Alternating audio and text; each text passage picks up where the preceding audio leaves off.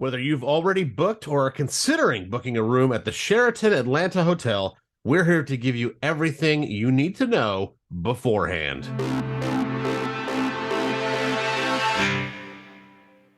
The Sheraton Atlanta is located at 165 Courtland Avenue Northeast in Atlanta, Georgia, obviously. The lobby is nice. It was not too busy when we were there, but there's lots of space if it was to be overrun with people and people checking in. We were actually able to check in and get into our room within a matter of minutes. So, points for that. But here's where the fun begins. We paid $225 per night and stayed in a traditional double. And as you can see, it's a pretty standard room, 2 beds, a desk, a TV, some seating, and some closet space. Nothing spectacular, but nothing bad either. There's not enough room for a rollaway or an air mattress, which is a shame because these beds are firm. We jokingly refer to them as cement slabs during our stay. So if you're a side sleeper, sorry about your life. The TV is a standard 45-inch TV, no frills, but certainly enough for a room this size. Also, our remote didn't work, so we didn't get to turn it on at all during our stay. The room did have a fridge, but did not have a microwave. It's a notable inclusion and omission for families traveling on a budget who like to supply their own food or snacks or have to keep medication cold. There's ample closet space if you're hanging up clothes or outfits, and plenty of drawers if you need that.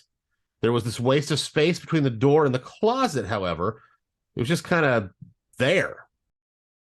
There were no outlets on either bed's far side, and if you're sleeping with a partner, that is a bummer. There are, however, plenty of outlets under the nightstand between the beds. So if you have a CPAP machine, like myself, or want to play on your phone before falling asleep, like my wife, you'll need to sleep on the inside of the bed. Also of note, there are no reading lights by the beds, so you'll have to supply those if that's a thing that you need. To make room for the CPAP and sound machine, we had to move the phone because the lamp takes up valuable real estate. There was no clock in the room, which seemed weird until we didn't have to move it out of the way for the CPAP and the sound machine. There's a coffee maker with some standard coffee and tea options. The desk provided ample workspace for my laptop and our snack options that we like to bring to these dance conventions. The outlets were few and far between for a desk, though, with the only 2 we could find coming on the side, and we had to stack books under it so the power brick wouldn't just fall right out of the outlet. We prefer it on the cold side, and unlike our stay at the Aloft in Austin, Texas, which we wish we did a video about, the thermostat not only did its job, but it did so quickly. So major points for that. But now let's talk about the bathroom because, it's a standard size bathroom for a standard room. So how bad could it be? Well, the shower curtain is arched for more room, which is nice. And they offer body wash, shampoo, and conditioner in refillable bottles stuck to the wall, which I got to be honest, I'm still indifferent on. It's a single sink with, again, provided refillable bottles of hand soap and lotion. There's only one switch, though, which means there's no fan to either help with the steam for a hot shower or to drown out your family's bathroom noises. Look, a hotel room is close quarters, and you know that that's a thing nobody wants to deal with. The water pressure is not the best we've seen, but it is far from the worst that we've seen. Probably a 7 out of 10. You'll be fine, is what I'm saying. The bathroom door is a sliding door. This is a massive problem. It feels less private. It can be a pain trying to open it if your hands are full. And most importantly, in our case, it was broken when we checked in. It was too late, and we were far too tired to raise a fuss, so we kind of dealt with it all weekend. Had it been a regular door, it would have just opened and closed like, a door. Instead, this is what we had to deal with. 3 people sharing a bathroom, that's a lot of, that. Lastly, a logistical nightmare that I noticed. We hope you're a contortionist, because otherwise you need to bend yourself in half to get to the toilet paper while needing said toilet paper. There's a towel rack, which you don't need while you're using the restroom, where the toilet paper roll should be mounted. If they flipped those 2, we wouldn't have a problem. Instead, we're contorting ourselves while in need. As far as amenities, the hotel does have an indoor pool, which is nice, and it's in the middle of the complex, so it's easy to get to no matter where you're staying. There are a handful of places inside the hotel to eat, which is also nice because we've been to plenty that don't have that. And there are even food trucks outside, which was a great bonus.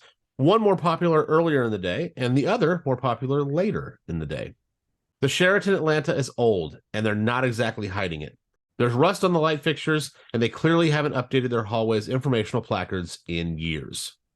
All that is manageable, however. I mean, look, you know you're not staying here for luxury, okay? You're picking this place because you're coming to Atlanta for a reason, this area specifically, on a budget of some kind.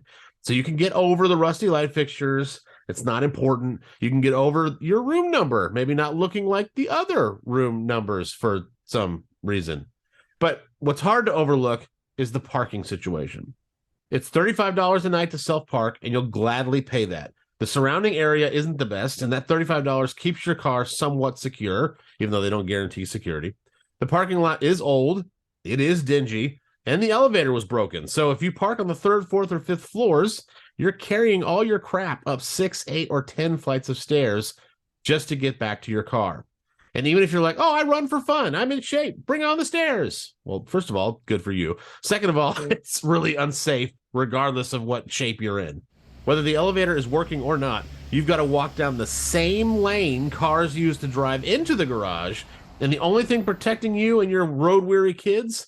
A flimsy orange traffic cone pylon series with a plastic chain link. It's yet another example of how they just do the bare minimum to keep the place open for business long enough to take your money at checkout.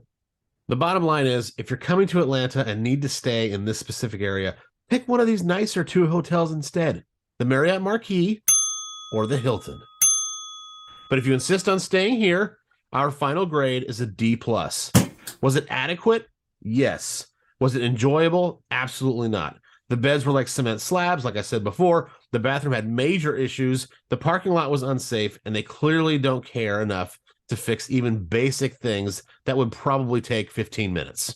Put another way, we stayed 2 nights. We didn't sleep well either night. We were constantly struggling with the bathroom. We will not be back. That said, if you only need a place to stay for a single night, the Sheraton Atlanta would do just fine. Let's all say goodbye to this miserable hotel. Yay. Make sure you like this video. Please comment below if you stayed here or if we've swayed your opinion either way. And subscribe to the channel. We'd really appreciate it. We are growing this thing and would really, really love your support.